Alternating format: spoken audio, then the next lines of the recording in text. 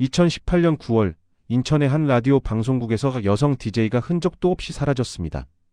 마지막 방송을 마친 지 불과 몇 시간 후였습니다. 그녀가 남긴 마지막 말은 오늘도 무사히 집에 돌아가세요였습니다. 하지만 정작 그녀는 집으로 돌아가지 못했습니다. 비가 내리던 그날 밤 해안가 어딘가에서 대체 무슨 일이 벌어진 걸까요? 3명의 용의자, 사라진 증거들, 그리고 점점 드러나는 충격적인 진실. 지금부터 그날 밤의 이야기를 시작하겠습니다. 인천 연수구 송도 해안가. 이곳에는 작지만 지역 주민들에게 사랑받는 라디오 방송국이 있었습니다. 고층 빌딩 사이 낡은 건물 3층, 그곳에서 매일 밤 십시면 어김없이 한 여성의 목소리가 전파를 탔습니다. 안녕하세요, 여러분. 밤의 친구 한지연입니다. 한지연 당시 34살. 이 방송국에서 5년째 심야 라디오 프로그램을 진행하고 있었습니다. 그녀의 프로그램은 청취자들의 사연을 읽어주고 위로를 건네는 평범한 형식이었지만 그녀만의 따뜻한 목소리와 진심 어린 공감으로 많은 이들에게 깊은 밤의 위안이 되었습니다. 2018년 9월 27일 목요일. 그날도 지연은 평소와 다름없이 방송을 진행했습니다. 청취자들의 사연을 읽고 노래를 틀고 때로는 지역 소식을 전했습니다. 밤 12시 정각 이 시간에 방송이 끝났습니다. 오늘도 함께해 주셔서 감사합니다.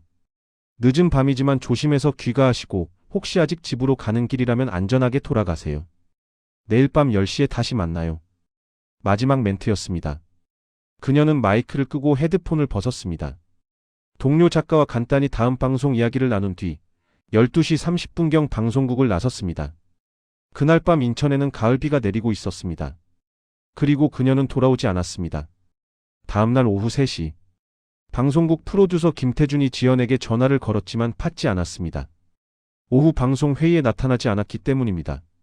처음에는 단순히 늦잠을 잔 거라고 생각했습니다. 하지만 시간이 지나도 연락이 닿지 않자 불안감이 엄습했습니다. 오후 5시 김태준은 지연의 집을 찾아갔습니다. 초인종을 눌러도 대답이 없었습니다. 현관문은 잠겨 있었고 우편함에는 아침 신문이 그대로 꽂혀 있었습니다. 그제야 그는 경찰에 신고했습니다. 어젯밤 퇴근 후 집에 들어가지 않은 것 같습니다. 연락도 안 되고요. 연수경찰서 강력팀 이강현 형사가 사건을 맡았습니다. 42살 15년 경력의 베테랑이었습니다. 그는 즉시 지연의 동선을 추적하기 시작했습니다. 방송국의 CCTV를 확보했습니다. 12시 32분, 지연이 검은색 롱코트를 입고 건물을 나서는 모습이 선명하게 찍혀 있었습니다. 우산을 쓰고 주차장으로 향했습니다. 그녀의 차는 흰색 소형 SUV였습니다. 12시 38분 주차장을 빠져나가는 차량이 포착되었습니다. 그리고 그게 마지막이었습니다. 이강현 형사는 지연의 집까지 경로를 역추적했습니다. 방송국에서 그녀의 아파트까지는 차로 15분 거리였습니다. 평소 귀가 경로는 2가지였습니다. 하나는 큰 도로를 타고 가는 길, 다른 하나는 해안 산책로를 따라 가는 길이었습니다.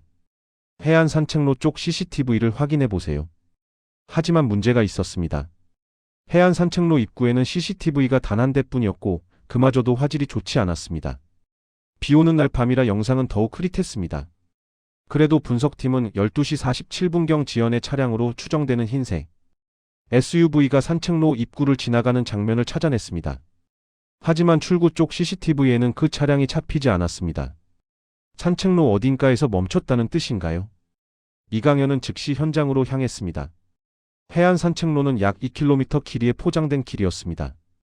한쪽은 바다, 한쪽은 작은 공원과 주택가였습니다. 가로등은 있었지만 간격이 넓어 밤에는 어두웠습니다. 수색견을 동원한 수색이 시작되었습니다. 산책로를 따라 꼼꼼히 살폈지만 아무것도 발견되지 않았습니다. 지연의 차량도 그녀의 흔적도 없었습니다. 휴대폰 기지국 기록을 조회했습니다. 지연의 휴대폰은 새벽 1시 3분을 마지막으로 신호가 끊겼습니다. 마지막 위치는 해안 산책로 중간 지점이었습니다. 정확히는 해변 쉼터라고 불리는 작은 정자 근처였습니다. 새벽 1시 3분. 방송 끝나고 30분 뒤네요. 이강현은 그 지점으로 갔습니다. 쉼터 주변을 샅샅이 뒤졌습니다. 그리고 바닥에서 작은 물체 하나를 발견했습니다. 깨진 휴대폰 액정 보호필름 조각이었습니다. 감식반이 채취했습니다. 주변 주민들을 대상으로 목격자를 찾기 시작했습니다. 산책로 건너편 아파트 경비원 이재만 씨가 진술했습니다. 그날 밤 12시 50분쯤이었을 겁니다. 순찰을 돌다가 산책로 쪽을 봤는데 차 한 대가 정차해 있더라고요. 비가 와서 자세히는 못 봤지만 흰색 차량이었던 것 같습니다. 사람은 보셨습니까? 글쎄요, 어두워서. 하지만 차 근처에 누군가 서 있었던 것 같기도 하고요. 확실하진 않습니다. 단서는 그것뿐이었습니다. 지갑도 휴대폰도 가방도 발견되지 않았습니다. 마치 공기 중으로 사라진 것 같았습니다. 이강현은 사건 회의를 소집했습니다. 단순 사고일까요? 범죄일까요? 차가 바다로 빠졌을 가능성은요? 해경에 수색을 요청했습니다. 하지만 아직 발견된 건 없습니다. 그렇다면 누군가 데려간 겁니까? 그 가능성을 열어두고 수사해야 합니다. 이강현은 지연의 주변 인물을 조사하기 시작했습니다. 가족관계, 교우관계, 직장 동료, 그리고 개인적 갈등이 있었던 사람들까지. 첫 번째로 주목한 사람은 전 남편이었습니다. 박상호 38살 부동산 중개업자. 지연과는 3년 전에 이혼했습니다. 이혼 사유는 성격 차이였지만 실제로는 재산 분할 문제로 법정 싸움까지 간 것으로 확인되었습니다. 최근에도 연락하셨습니까? 아니요, 이혼한 뒤로는 거의 연락 안 했습니다. 그날 밤 어디 계셨습니까? 집에 있었습니다. 혼자요. 알리바이가 없었습니다. 그리고 한 가지 더. 최근 지연이 라디오 방송에서 송도 지역 재개발 문제를 비판하는 발언을 했는데 그것이 박상호의 사업에 악영향을 끼쳤다는 정황이 드러났습니다. 두 번째 인물은 방송국 작가 윤세라였습니다. 29살 지연과 2년째 함께 일하고 있었습니다. 하지만 최근 방송국 내부에서 진행자 교체 논의가 있었고 세라가 그 자리를 노리고 있다는 소문이 돌았습니다. 지연 선배와 사이가 어땠나요? 처음엔 좋았는데 요즘은 좀 어색했어요. 왜죠? 저도 제 프로그램을 갖고 싶었거든요. 그런데 선배가 반대했어요. 실종 이틀 전 세라가 지연에게 보낸 문자 메시지가 발견되었습니다. 선배 이렇게 나오시면 저도 가만히 있지 않겠습니다. 세 번째는 청취자였습니다. 정민수 31살 프리랜서 디자이너. 그는 지연의 열성 팬이었습니다. 매일 방송을 듣고 사연도 자주 보냈습니다. 하지만 최근 그의 행동이 도를 넘었다는 제보가 들어왔습니다. 방송국 경비원이 증언했습니다. 그 남자 자주 봤어요. 방송 끝나는 시간에 맞춰 밖에서 서성이곤 했습니다.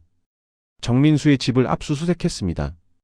그곳에서 발견된 것은 충격적이었습니다. 지연의 방송 녹음 파일이 수백 개, 그리고 방송국 앞에서 몰래 찍은 듯한 사진들이 컴퓨터에 가득했습니다. 이건 뭡니까? 그냥 팬으로서 모은 거예요. 스토킹 아닙니까? 아닙니다. 저는 그냥 좋아했을 뿐이에요. 3명의 용의자. 하지만 결정적인 증거는 없었습니다. 모두 알리바이가 불완전했고 모두 동기가 있었습니다. 이강현은 밤마다 사건 파일을 들여다봤습니다. 뭔가 놓친 게 있을 것 같았습니다. 흔적이 없다는 것 자체가 가장 큰 단서라는 생각이 들었습니다. 누군가 계획적으로 흔적을 지운 겁니다. 비 오는 밤 해안가 사라진 여자. 시간은 흐르고 있었지만 진실은 여전히 파도 아래 깊이 감춰져 있었습니다. 3명의 용의자가 특정되었습니다. 하지만 수사는 오히려 더 복잡해졌습니다. 각자 뚜렷한 동기가 있었고 각자 숨기는 것이 있었습니다. 전 남편은 재산 문제로 원한이 있었고 방송국 작가는 자리를 노리고 있었으며 스토커 청취자는 집착에 가까운 행동을 보였습니다. 이강현 형사는 확신했습니다. 이 중 한 명이 거짓말을 하고 있다고. 문제는 누구인지 증명하는 것이었습니다. 실종 3일째. 이강현 형사는 세 용의자를 차례로 재소환했습니다. 더 강도 높은 조사가 필요했습니다. 첫 번째 조사 대상은 박상호였습니다. 전 남편. 그는 여전히 침착했습니다. 하지만 이번엔 준비된 질문들이 있었습니다. 이혼 당시 재산 분할로 법정 다툼이 있었죠? 그건 이미 끝난 일입니다. 끝났다고요? 당신은 아파트를 팔아야 했고 사업 자금에 큰 타격을 입었습니다. 기록에 다 나와 있습니다. 박상호의 표정이 굳었습니다. 그래서요? 그게 제가 전철을 해친 이유가 됩니까? 최근 한지연 씨가 방송에서 송도 재개발 비리를 언급했습니다. 당신이 중개하던 건물들이죠. 그 방송 이후 계약 2건이 취소됐다는 정보를 입수했습니다. 방송이 문제였다면 방송국을 고소했겠죠. 사람을 해칠 이유가 없습니다. 실종 당일 밤 정말 집에 혼자 계셨습니까? 그렇다니까요. 하지만 통신 기록을 분석한 결과 박상호의 휴대폰이 실종 당일 밤 11시 50분경 기지국을 옮겨 다닌 것으로 확인되었습니다. 집이 아니었습니다. 이게 뭡니까? 당신 휴대폰은 밤 11시 50분에 송도 해안가 쪽 기지국을 잡았습니다. 집에서 3km 떨어진 곳입니다. 박상호는 당황했습니다. 아, 그건 그날 저녁에 잠깐 나갔었습니다. 처음엔 집에 있었다고 하지 않으셨습니까? 깜빡했습니다. 편의점에 담배 사러 나갔다 왔어요. 11시 50분에요? 그리고 왜 하필 해안가 쪽입니까? 드라이브를 좀 했습니다. 잠이 안 와서요. 진술이 바뀌었습니다. 이강현은 더 파고들었습니다. 박상호의 차량 블랙박스를 확보했습니다. 하지만 그날 밤 영상은 삭제되어 있었습니다. 왜 삭제했습니까? 용량이 꽉 차서 자동으로 지워진 겁니다. 공교롭게도 그날 밤 것만 말입니까? 증거는 정황뿐이었습니다. 직접적인 물증은 없었습니다. 두 번째는 윤세라였습니다. 방송국 작가. 그녀는 긴장한 기색이 역력했습니다. 실종 이틀 전 보낸 문자 메시지 내용을 설명해 주시겠습니까? 이렇게 나오시면 가만히 있지 않겠다는 게 무슨 뜻입니까? 그냥 화가 나서 쓴 겁니다. 무엇 때문에 화가 났습니까? 세라는 한참을 망설이다 입을 열었습니다. 지연 선배가 제 기획안을 가로챘어요. 제가 몇 달 동안 준비한 특집 프로그램이었는데 선배가 PD한테 자기 이름으로 제출했어요. 증거가 있습니까? 제 컴퓨터에 기획안 초안이 있습니다. 날짜 확인하시면 알 수 있어요. 실제로 세라의 컴퓨터에서 2개월 전 작성된 기획안이 발견되었습니다. 그리고 한지연이 방송국에 제출한 기획안과 내용이 거의 일치했습니다. 그래서 복수하려고 한 겁니까? 아니요. 저는 그냥 화가 났을 뿐이에요. 사람을 해칠 생각은 추호도 없었습니다. 실종 당일 밤 어디 계셨습니까? 집에 있었습니다. 혼자요? 네. 또 알리바이가 없었습니다. 이강현은 세라의 집 근처 CCTV를 확인했습니다. 그날 밤 11시 30분경 세라가 집을 나서는 모습이 포착되었습니다. 그리고 새벽 2시가 넘어서야 돌아왔습니다. 집에 있었다고 하지 않으셨습니까? 세라의 얼굴이 창백해졌습니다. 아, 잠깐 산책을 나갔었어요. 비 오는 밤에 말입니까? 머리를 식히고 싶었어요. 어디로 갔습니까? 그냥 집 근처를 걸었어요. 해안가 쪽으로 갔습니까? 아니요, 반대 방향이었어요. 하지만 확인할 방법이 없었습니다. CCTV는 그녀가 어느 방향으로 갔는지 보여주지 않았습니다. 세 번째는 정민수였습니다. 스토커 청취자. 그의 신문은 가장 길었습니다. 이강현은 압수한 컴퓨터 자료를 하나씩 보여줬습니다. 지연의 사진들이었습니다. 방송국 앞에서 찍은 것, 주차장에서 차에 타는 모습, 심지어 카페에서 커피를 마시는 모습까지.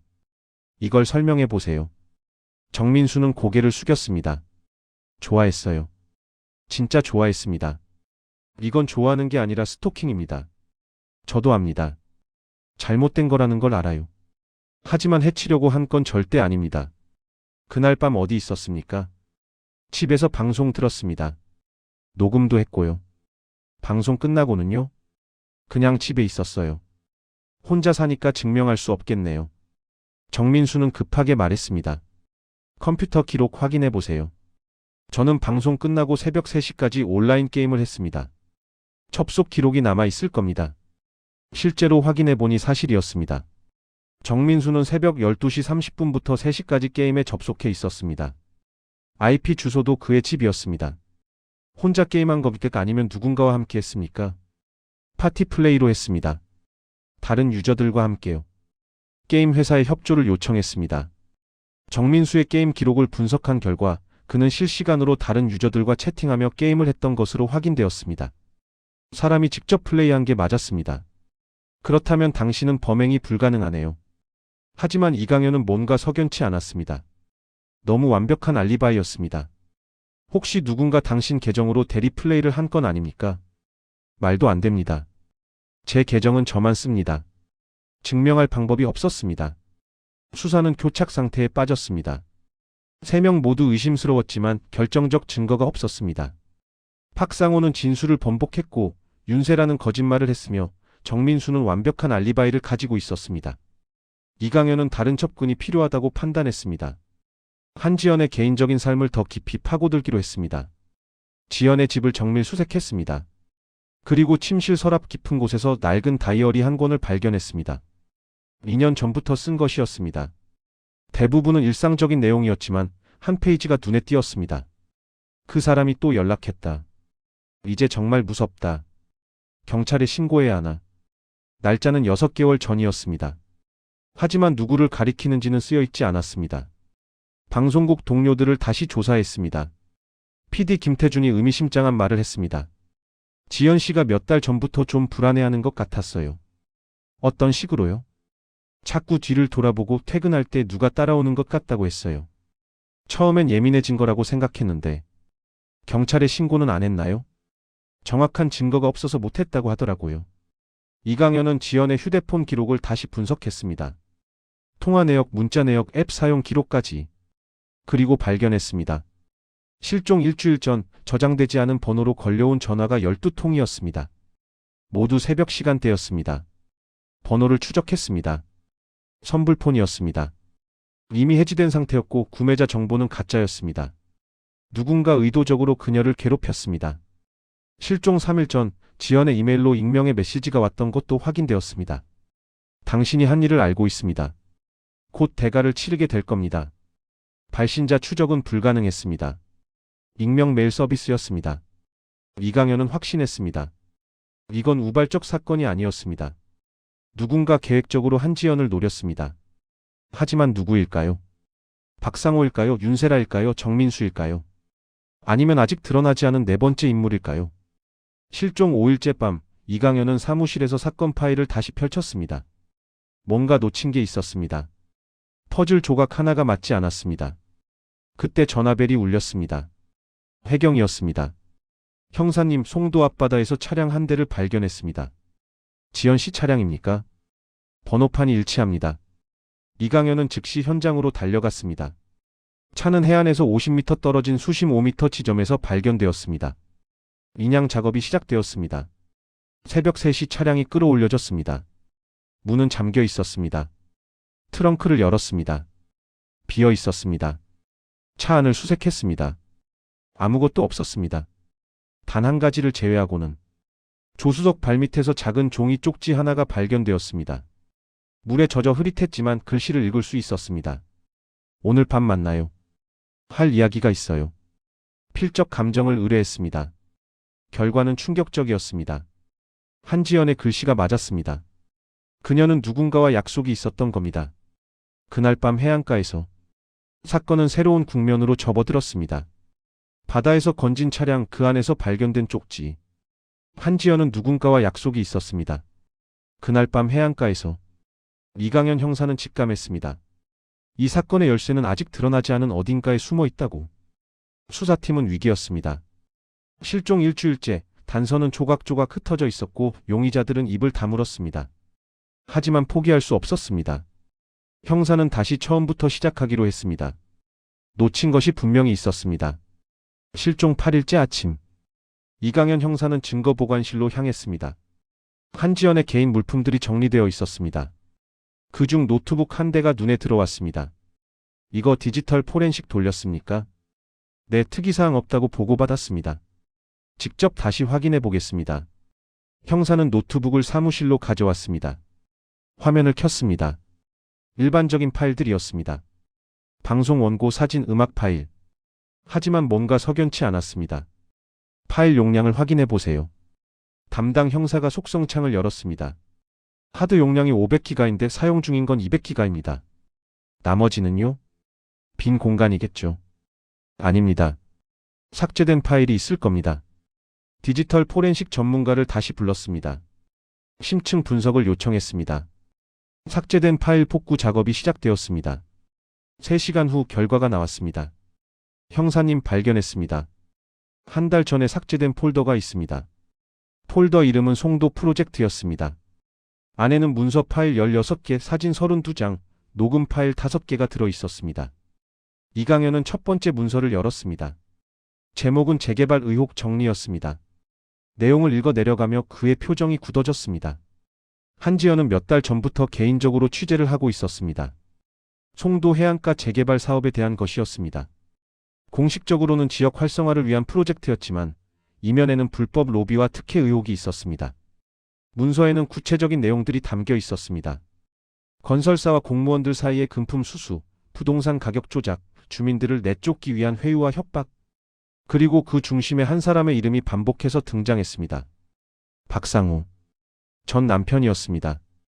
그는 단순한 중개업자가 아니었습니다. 재개발 사업의 핵심 브로커였습니다. 토지 매입을 추선하고 주민들을 설득하고 이익을 나눠 가지는 역할이었습니다. 이걸 봐야 합니다. 녹음 파일을 재생했습니다. 식당으로 추정되는 장소에서 녹음된 것이었습니다. 두 남자의 목소리가 들렸습니다. 이번 건은 확실합니까? 걱정 마십시오. 구청 담당자는 이미 우리 편입니다. 주민들이 반발하면요. 보상금 좀 올려주면 됩니다. 안 되면 다른 방법이 있고요. 다른 방법이요? 모르는 게 약입니다. 음성 분석을 의뢰했습니다. 결과는 다음날 나왔습니다. 두 번째 목소리는 박상호가 확실했습니다. 이강현은 사진 파일들을 하나씩 열어봤습니다. 대부분 서류를 촬영한 것이었습니다. 계약서 입금 내역 명함 메모. 증거들이었습니다. 마지막 문서 파일을 열었습니다. 제목은 방송 원고 초안이었습니다. 한지연이 준비하고 있던 특집 방송이었습니다. 오늘은 우리 지역에서 일어나고 있는 불편한 진실에 대해 이야기하려 합니다. 개발이라는 이름으로 자행되는 부정부패, 그리고 그것을 막아야 할 우리의 책임에 대해서 말입니다. 그녀는 방송으로 폭로하려고 했습니다. 실종되기 전에 박상호를 즉시 소환하십시오. 2시간 후 박상호가 경찰서에 도착했습니다. 이번엔 변호사와 함께였습니다. 제 의뢰인은 이미 충분히 협조했습니다. 더 이상의 조사는 부당합니다. 이강현은 노트북을 돌려 화면을 보여줬습니다. 이게 뭡니까? 박상호의 얼굴이 하얗게 변했습니다. 어디서 났습니까? 한지연 씨 노트북에서 복구했습니다. 당신이 관여한 불법 행위들이 전부 기록되어 있습니다. 변호사가 끼어들었습니다. 그게 실종 사건과 무슨 관계입니까? 관계가 있으니까 여기 앉아 있는 거 아닙니까? 이강현은 녹음 파일을 재생했습니다. 박상호의 목소리가 흘러나왔습니다. 그는 입술을 깨물었습니다. 실종 당일 밤 한지연 씨를 만났죠? 아니라고 했습니다. 차량 위치 추적 기록입니다. 당신 차는 밤 11시 40분부터 새벽 3시까지 송도 해안가에 있었습니다. 정확히 실종 지점 반경 500m 아닙니다. 박상호는 말이 없었습니다. 한참 후 그가 입을 열었습니다. 만났습니다. 변호사가 제지하려 했지만 그는 손을 저었습니다. 우연히 만났어요. 제가 먼저 해안가에 있었습니다. 차 안에서 담배를 피우고 있었는데 지연이 차를 세우더군요. 우연이었습니까? 네. 거짓말입니다. 차에서 발견된 쪽지를 보셨을 겁니다. 약속이 있었습니다. 박상호는 고개를 떨어뜨렸습니다. 알겠습니다. 약속이 있었어요. 지연이 먼저 연락했습니다. 할 이야기가 있다고. 무슨 이야기였습니까? 저한테 기회를 주겠다고 했어요. 방송 나가기 전에. 기회요? 자수하라는 거였습니다. 제가 먼저 검찰에 가서 모든 걸 털어놓으면 방송은 안 하겠다고 했어요. 그래서 어떻게 했습니까? 거절했습니다. 미쳤다고 제 발로 감옥 갑니까? 그 다음은요? 말다툼을 했습니다. 지연은 제가 변하지 않았다고 여전히 돈만 밝히는 인간이라고 했어요. 저는 화가 났습니다. 자기는 뭐 그리 깨끗하냐고 나도 먹고 살려고 하는 거라고 소리쳤죠. 물리적 충돌은 없었습니까? 없었습니다. 그냥 욕만 주고받았어요. 그리고 지연이 차를 타고 가버렸습니다. 몇 시였습니까? 1시쯤이었을 겁니다. 그 뒤로는요? 차 안에 앉아 있었어요. 담배 피우면서 생각했습니다. 어떻게 해야 하나? 새벽 3시까지요? 네. 아무 생각이 안 나더라고요. 진술은 그것뿐이었습니다. 이강현은 믿을 수 없었습니다. 한지연 씨가 차를 타고 간 방향은 어디였습니까? 해안 산책로 쪽이었습니다. 집으로 가는 길이었죠. 그런데 집에 도착하지 않았습니다. 설명해 보십시오. 모릅니다. 제가 마지막으로 본 건 차 뒷모습이었습니다. 수사는 다시 막혔습니다. 박상호의 새 진술을 뒷받침할 증거도 반박할 증거도 없었습니다. 차량 블랙박스는 삭제되었고 CCTV는 없었고 목격자도 없었습니다. 일주일이 더 지났습니다. 실종 15일째. 수사팀은 지쳐갔습니다.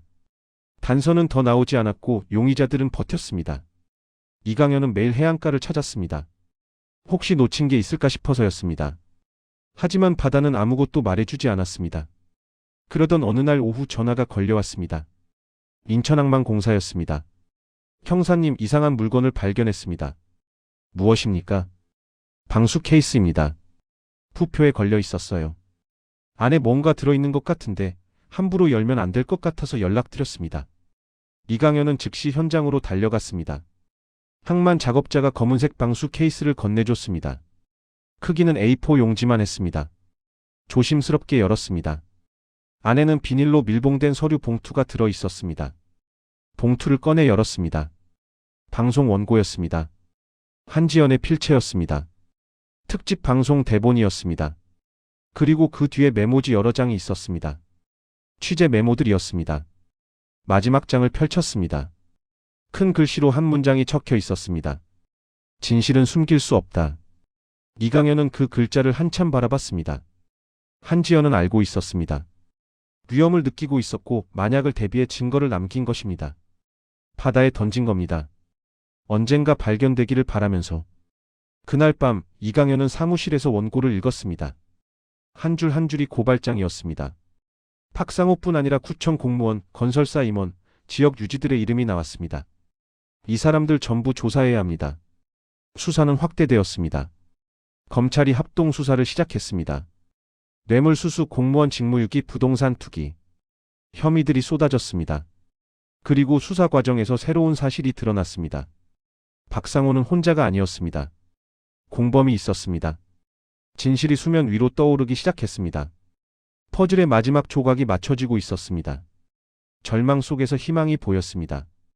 한지연이 남긴 마지막 메시지가 빛을 발하고 있었습니다. 진실은 정말로 숨길 수 없었습니다. 방수 케이스 안의 증거는 수사의 방향을 완전히 바꿔놓았습니다. 검찰 합동수사팀이 꾸려졌고 재개발 비리 관련자들이 줄줄이 소환되었습니다. 박상호는 궁지에 몰렸습니다. 더 이상 버틸 수 없었습니다. 그리고 마침내 실종 20일째 되던 날 그의 입이 열렸습니다. 하지만 그가 털어놓은 진실은 누구도 예상하지 못한 것이었습니다. 실종 20일째 오전, 이강현 형사는 박상호를 다시 조사실로 불렀습니다. 이번엔 달랐습니다. 검찰 수사관 2명이 함께 배석했습니다. 테이블 위에 서류 뭉치가 놓였습니다. 한지연이 수집한 증거들이었습니다. 계약서 위조, 공무원 뇌물 공여, 부동산 투기 방조. 최소 징역 5년입니다.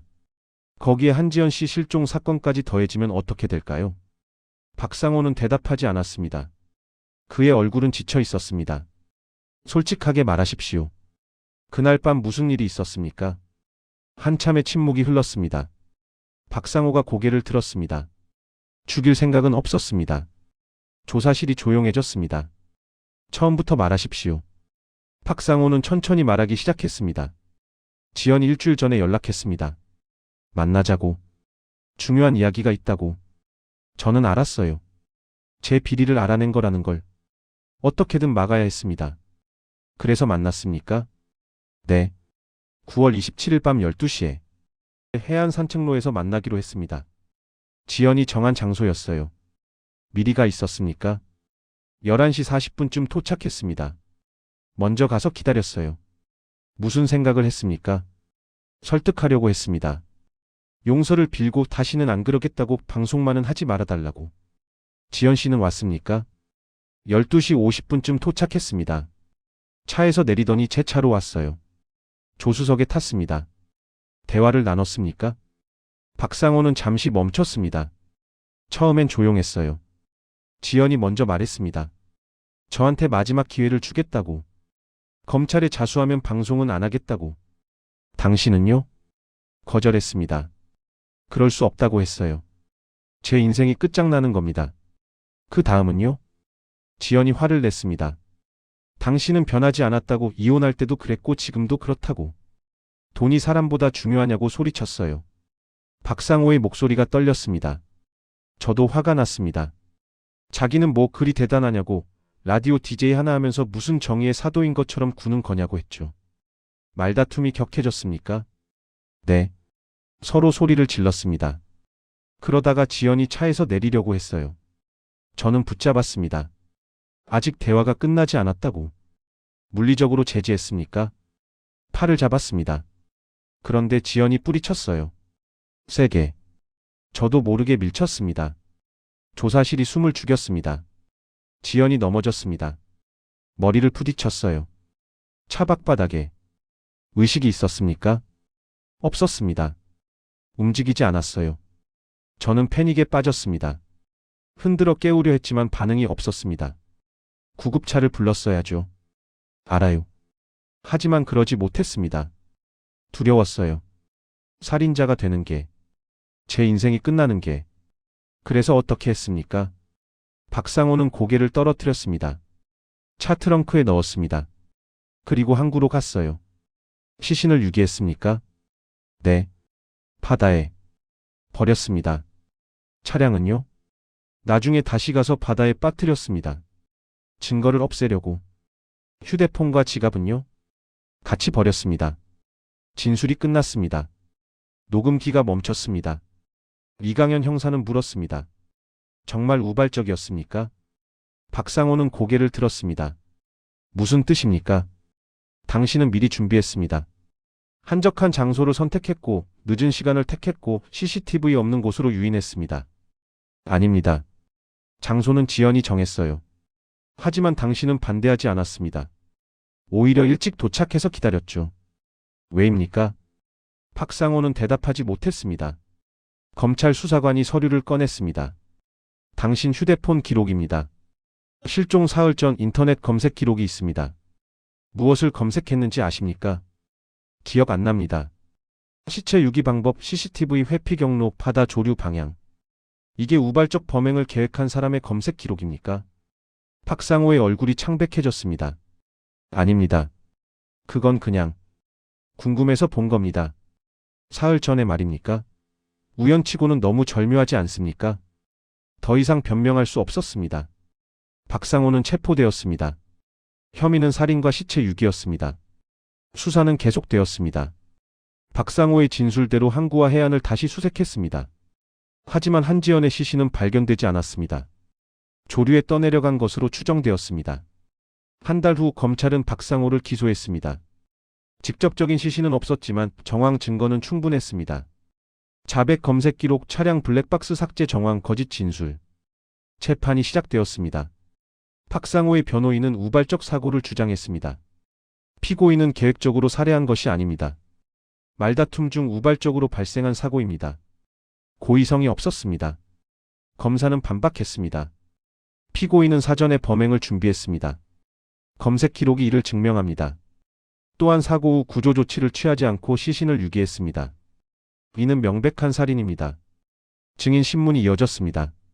방송국 동료들이 한지연의 인품을 증언했습니다. 디지털 포렌식 전문가가 삭제된 파일과 검색 기록을 설명했습니다. 해양 전문가가 조류 패턴을 분석했습니다. 재판은 석 달 동안 계속되었습니다. 방청객들은 매번 법정을 가득 채웠습니다.